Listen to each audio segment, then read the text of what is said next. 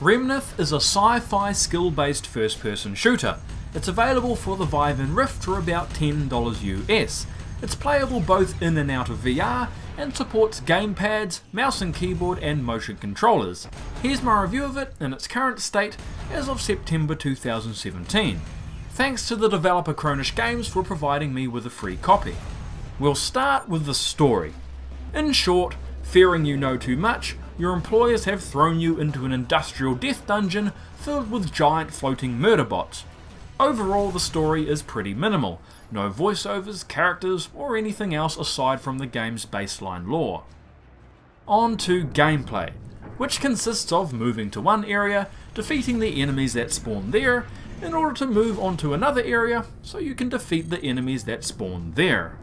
That brings us to enemy, of which the game takes a horse-sized duck approach. They come in several flavours of damage sponge, each with different attacks, behaviours, and slightly different appearances.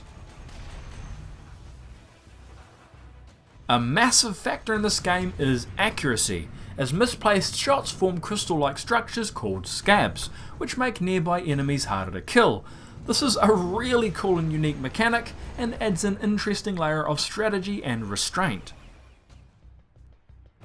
The weapons in this game take the form of giant turret-like abstractions, which hover a few paces from the player and give a kind of mech-like feel to the game. The game features two weapon types, Surge and Charge, which come in single, double and triple varieties, acquired throughout the game. Both work well, but the lack of variety here does feel like a missed opportunity, the same of which could be said of the enemy. On to music, which manages to be both subtle and epic at the same time. I found it fit well and gave a real feeling of purpose and weight to the gameplay.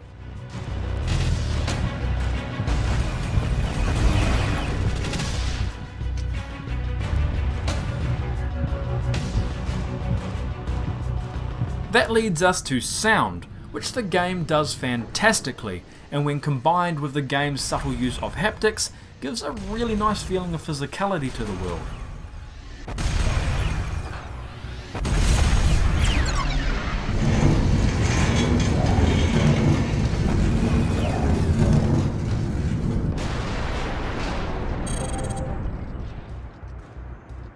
Now for health, which is displayed on the right side of your weapon.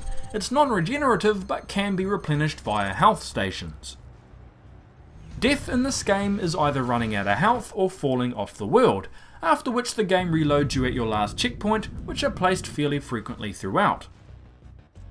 The game offers 5 difficulty settings, from Tin Can, which can still offer a fair challenge, to Doomsday Device, which takes the word unforgiving to a whole new level.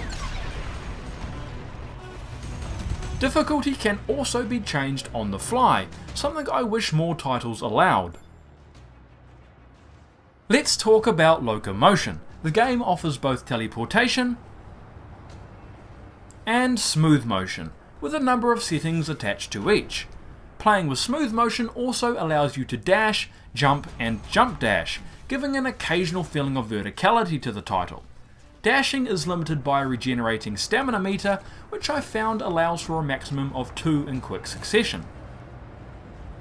On to graphics. The game offers 4 graphic presets, as well as the ability to customize your own using an impressive range of options.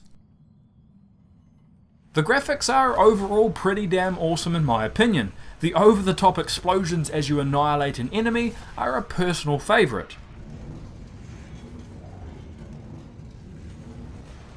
Zero issues with performance on my 1070, and I suffered no crashes. Now for the verdict. While this title does fall short in terms of overall variety of gameplay, if you're looking for a polished skill-based VR shooter, this one is certainly worth a look.